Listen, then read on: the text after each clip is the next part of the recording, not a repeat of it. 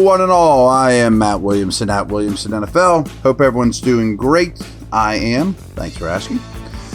We are mailbagging it up today. And then we got two more podcasts before the game. We'll start digging into the Browns. I'm recording this Tuesday late afternoon.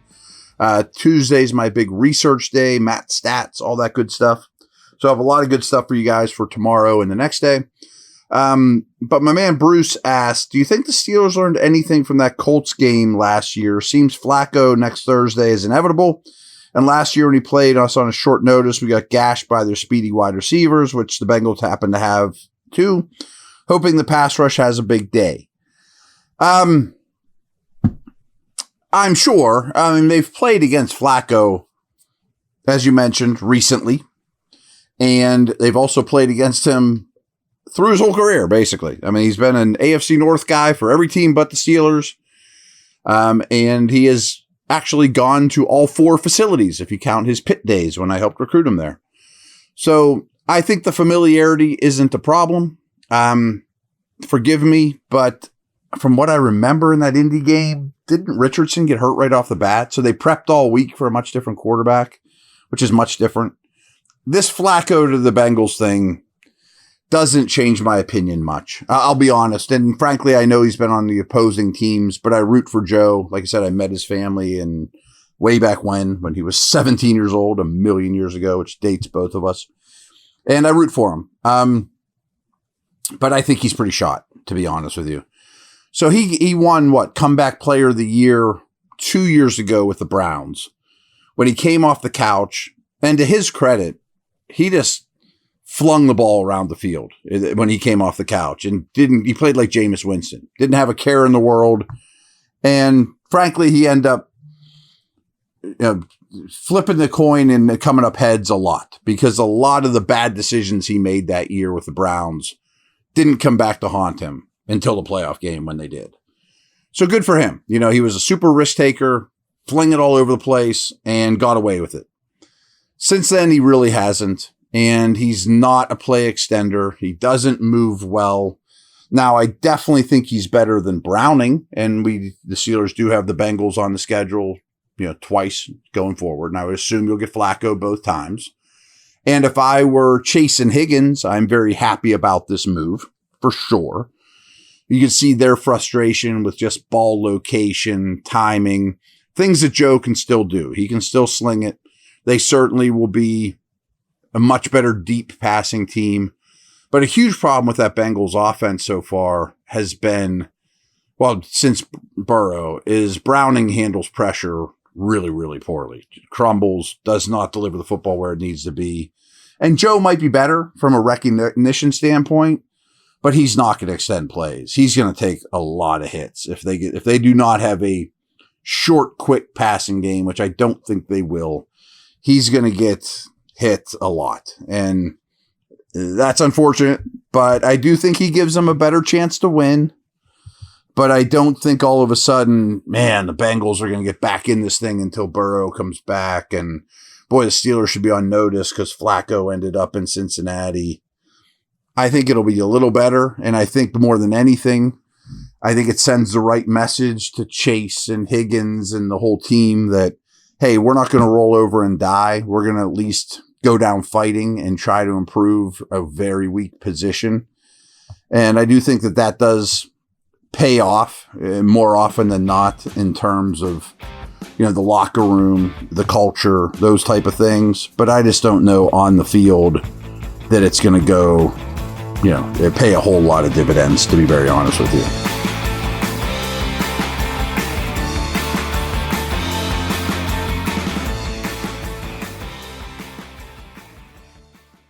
Football season's finally here. Time to check out the latest odds, futures, and win totals on the FanDuel Sportsbook. Think the Steelers are headed to the Super Bowl? Lock in your bets today. Whatever your game, FanDuel Sportsbook delivers the latest lines, futures, and specials so you can join in on all the action. Hey guys, if you're planning to see a Steelers game, use the GameTime app to get your tickets. You can snag new ticket deals before anyone if you set it into your app alerts. The app is easy to use. No surprise fees at checkout. You can see your seat view before buying, and you're getting legit tickets delivered on time. you're not much of a planner, you can get last-minute deals on tickets right up to the start of the event. Lowest price guaranteed, or GameTime will credit you 110% of the difference. Download the GameTime app and enter the code DK Steelers into your app profile to get $20 off your first purchase.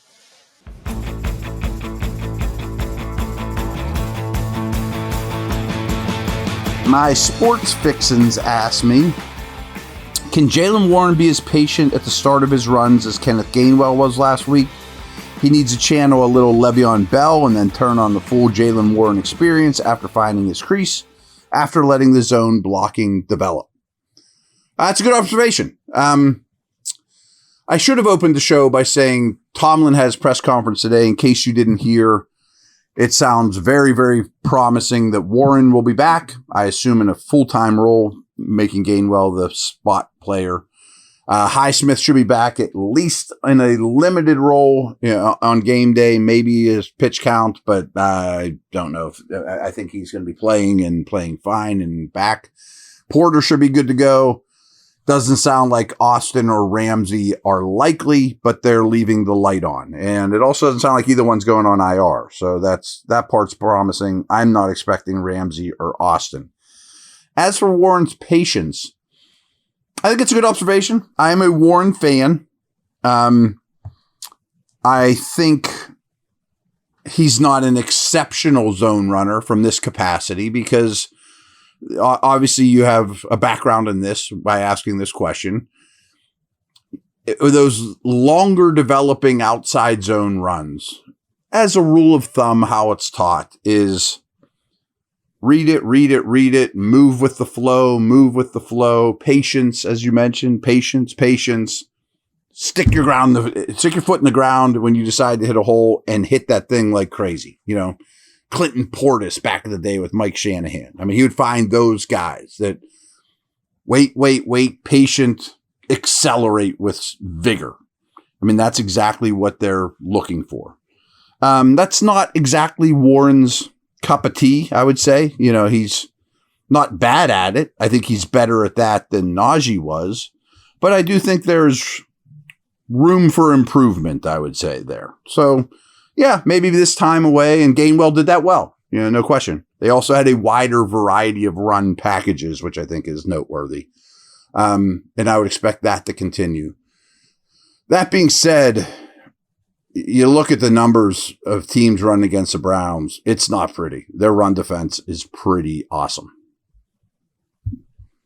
All right, we got two very similar questions from guys that are always busy here.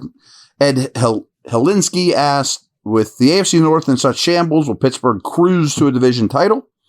And Michael Odesso asked, can you ever remember the AFC being this wide open? All teams up top show warts and are beatable. Along with their division, it sure seems like it's setting up nicely for the Steelers to cement their playoff position. Can this team take advantage? I think they could absolutely take advantage. And I did a different podcast today, Tuesday, on Peacock and Williamson, where what we did was both of us repicked our playoff predictions today, and we both picked the Steelers to win the division, despite what Vegas says. We both picked Baltimore to miss the playoffs.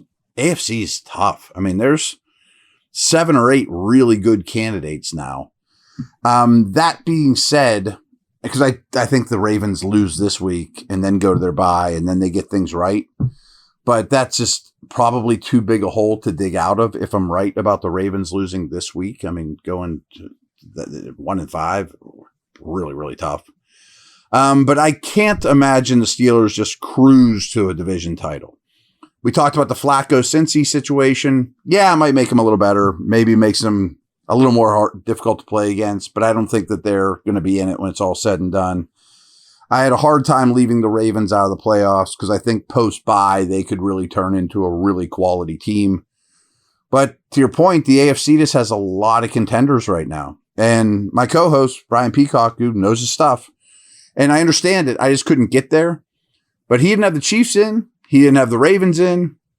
And I kind of joked. I'm like, you think Josh Allen would be pretty happy if he doesn't have any chance of facing Burrow, Lamar, or Mahomes in the postseason. I mean, wow. I mean, considering who Allen has been eliminated by over the years. And the Steelers would be the same way. Like, hey, we're getting in the postseason here with the division win, hosting a game if you win the division, and conceivably no Burrow or Lamar. I picked Mahomes and the Chiefs to go. I'll be shocked if they don't. But I'm not saying your path is easier. I don't think either one of you, well, maybe you're kind of implying that. And I'm not 100% on board that New England or Jacksonville is all of a sudden over the hump and are going to be a contender. I do think Indianapolis is in that conversation, and I think the Texans are certainly looking better. I fear Denver. I think the Chargers are trending the wrong direction. But you're right. I mean, I thought that's why we did that exercise. I thought the AFC current playoff situation, which is exactly how the league wants it, is extremely convoluted and fun right now. And the Steelers are in a wonderful situation too. And it's not too early to start thinking about, tiebreaker stuff too. I mean, the Steelers have one loss, but it's to an NFC team. And let's say they win the next two against the division. You really can put a stronghold on tiebreakers, which is super, super important. Rob Deasy asks, really feel bad for Minkah down there in Miami. Do you think there's any chance someone tries to trade for him? If so, who do you think could use him? I know this isn't a Steeler question directly, but hey, that's cool. Yeah, I'll be honest. When the trade happened between the Steelers and Dolphins, I kind of felt bad for Minkah. And it's gone as expected or worse for his situation. But digging into the contract, even on the Steelers trade day, I thought there was a chance that he got retraded, that he did not finish the season in Miami. Now, I don't think the Steelers will have any interest, as you implied, Rob, but I think plenty of teams would. The Bills come to mind immediately. It's needing a big-time safety, but they're not going to trade him within the division, I'm sure. But, yeah, I don't think it's nuts to think that the Steelers or that Minkah gets moved again. And hey, I mean, I think he's an easy guy to root for, wishing for the best. I'd love to see him go to a contender and get a ring if the Steelers don't win it all, Jagersburg asks, because it's a very strong quarterback draft class, is it possible that we draft an offensive weapon like a Mackay Lemon from USC and trade up to the quarterback in the early second or late first? Too early to comment. And very generic statement by me because too early to comment, and I don't know the players. I just know that the hit rate of quarterbacks drafted basically from 20, where playoff teams start picking, and from like 20 to 50 overall is really terrible because the really talented guys get plucked and you end up with the Kenny Pickett's of the world, more or less, that are a good player, but you kind of settle. So history shows that that's not the best way of doing things. Now, if you listen to yesterday's podcast, you'll realize that as it stands early October, it looks like there's going to be more competition for these guys than ever. And it does look like a really strong quarterback class, but there are some guys like Aller that aren't as appealing now as they might have been in the summer. And there's some people like Moore from Oregon that are more appealing. Now, I also urge you guys, I think Indiana plays Oregon this weekend, Mendoza versus Moore. And those two, along with Lenore Sellers, to me, are the most likely top quarterbacks totally off the board. Now, could the Steelers get involved with any of them? Who's to say? Winning these games and winning the division and hopefully winning a playoff game, as we've talked about so much, wouldn't make that easy. You'd hate to wait another year, but I also don't know, would wide receiver ever be in the round one conversation, considering how this offense is devised and how easy it is to find historically, I'm not commenting on the specific draft, of day two quality receivers. I fear that if you don't go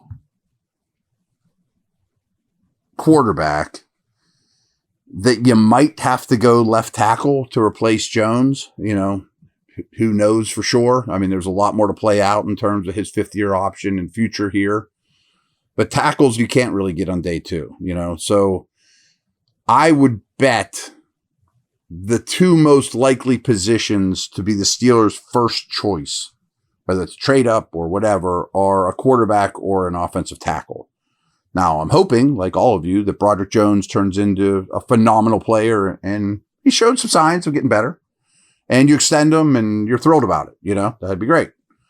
And you do go all in and go get a quarterback with the 10th overall pick. And, I still think those things are very much on the table. But you might need a tackle. And Rodgers might be like, hey, I really want to come back.